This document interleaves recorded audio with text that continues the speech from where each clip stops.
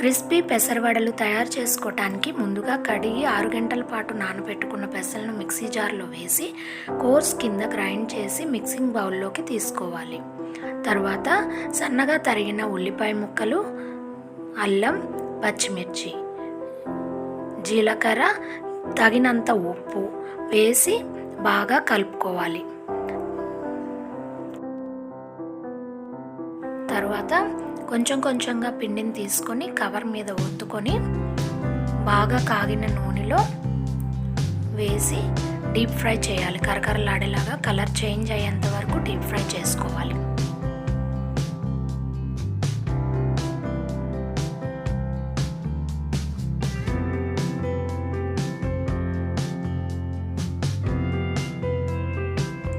ఈ crispy పెసరవడలు morning బ్రేక్ఫాస్ట్కి, evening స్నాక్స్కి